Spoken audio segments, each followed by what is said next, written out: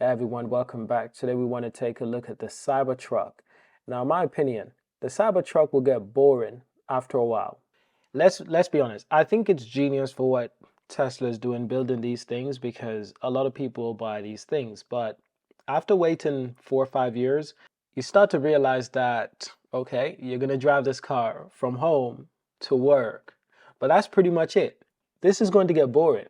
What can you do with the Cybertruck that you can't really do with any other pickup truck? At this point, I'd rather buy the Rivian, to be honest, the Rivian pickup truck, because that's just more luxury, but also a pretty cool pickup truck. You can have your own kitchen. I think the Cybertruck has been a little bit overhyped. I think from the night that we saw it, when it was first unveiled, it was like, first impression was like, oh my God, that's ugly. No one will buy it. And then the second impression was like, actually, it's a good idea to buy one of these things. But after waiting 4 years, it's like really and truly, like what's so good about this? You can get a Land Rover Defender if you want something that's really powerful off-road.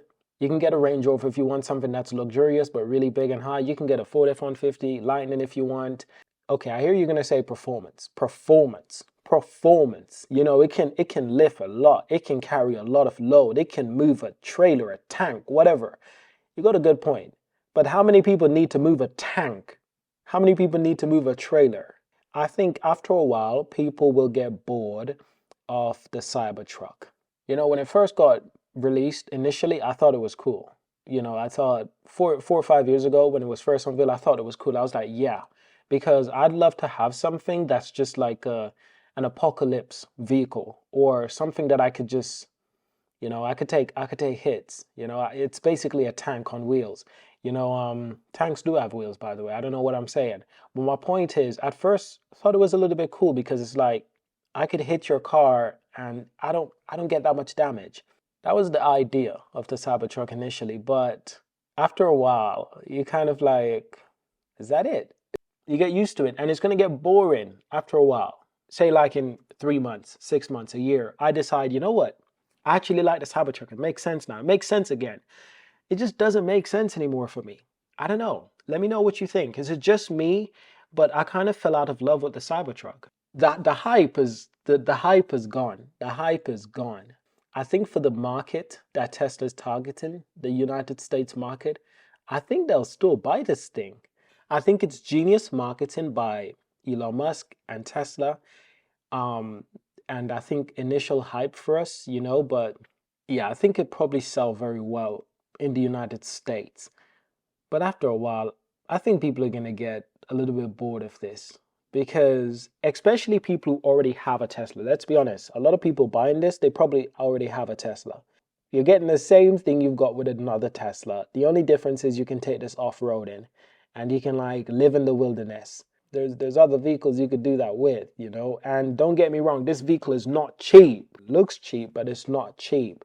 It's not like it's a 30 grand or 25 grand pickup truck. No chance. I don't know. I think people they'll fall out of love with it. Ultimately, I don't really think it's the end of the world for Tesla if people fall out of love with it. I mean, see, the thing about this is that sometimes it looks good and sometimes it just doesn't look good anymore. Like, I'm looking at it right now. It's been in an accident recently. I think this is the first recorded accident, public roads with a Cybertruck. Just minor injuries. A Toyota hits a Cybertruck in California, and you can see the Toyota got fucked up. The Cybertruck looks fine. I don't know if that's a cracked windshield or if that's an airbag, but the Cybertruck looks pretty much fine. The Toyota does not look fine. It doesn't look good at all. Let's just speed up this video.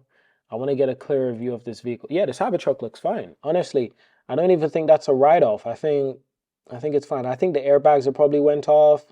I wonder if the driver got distracted. They were like, is that a Cybertruck? I hit the Cybertruck by accident. Whoa. I think it's kind of lost what's supposed to be cool about this thing. I think it's kind of lost it. Perhaps one of the weirdest introduction to the world because first people were like writing it off. People weren't excited for it at all. And then the next thing, people are starting like fall out of love with it. It's like, okay, it's all right, it's all right.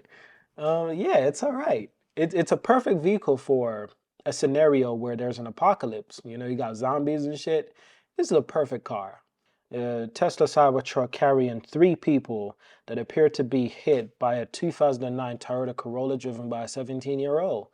Yeah, I'm thinking they were probably distracted by the Cybertruck, but the Corolla looks fucked up. Like it's been Corolla got mashed up. I would really like to see the real footage from the Cybertruck. Man shares anxiety-inducing photos of Cybertruck parked in the garage with everyone saying the same thing. Currently, Tesla's newest release of the Cybertruck is being discussed an awful lot online. Just in the past month, we've seen a man sharing his rather pricey receipt for the Cybertruck and people having a lot to say after the expensive vehicle had to be towed after being stuck on a small hill. I made a video for this, but the video didn't record my audio. I hope this is not what's going on today. I hope my audio is being recorded because that would be really unfortunate. I did see this, and it's a Ford F-150. Well, I don't think it's a Ford F-150, but it's a Ford. It's a Ford that's helping the Cybertruck. It's a Ford that's recovering the Cybertruck. How do you get help out by your main competitor? I'm so confused. I think after a while, people, it will be for some people. For some people, this is the perfect car. But I think for some people, that they sort of like just lose excitement, So everyone is saying the same thing after a man shared a photo of his Cybertruck in his garage. No matter how good at parking you think you are, you definitely haven't got anything on this particular ex-user. Not many people have actually got their hands on the Cybertruck as of yet, though content creator Paul Clark is one of the lucky few to pick up the futuristic Tesla vehicle. Clark is a bit of a Tesla superfan as he also owns a white Tesla Model Y, causing many on social media to ask one very important question. Do both vehicles fit in one double garage? Should I say it? Yeah, they both fit in the garage. Kind of. They fit fine. But it'll be a little bit cramped, but the tight squeeze is making people feel all kinds of way. So, what's the issue? Is that it? The headline made it seem like, oh, this is a crazy revelation that they discovered, but it's like, is that man shares anxiety inducing photo of Cybertruck parking garage with everyone saying the same thing. This headline is filled with so much mystery. It's good, but that's about it. Apart from that, it doesn't get any more exciting. First seen Cybertruck charging curved disappointments, but that's the whole story. Yeah, it looks pretty normal. Looks pretty boring, just sitting there charging. I mean, if I see this vehicle in real life, I'd be like, yeah, that's the Cybertruck. I'd get more excited if I saw a Rivian. I get way more excited if I saw a Rivian. Now, I still hope this car does really well for Tesla because I like to buy Tesla shares. That's it for today's video. Let me know if you agree with me. Do you think it's gotten a little bit boring? Do you think that people just start finding this vehicle boring? I think after a while, people just find it boring, unnecessary and boring. I'm not joking, but I can still see it selling, but at the same time, I think a lot of people are buying it. They're going to realize that it's not really for your lifestyle. This vehicle is for a specific lifestyle. And some people just don't have that. Some people are just commuters. You don't need this to just be an everyday commuter. You need this if you're an adventurous person, if you're a farmer or someone who really needs a pickup truck or a business person. Yeah, but if you just live a normal life, 9-to-5 job, you do a little commuting, this is not it. I think people get bored really quick. That's it for today's video. I hope you enjoyed. See you in the next one. Peace.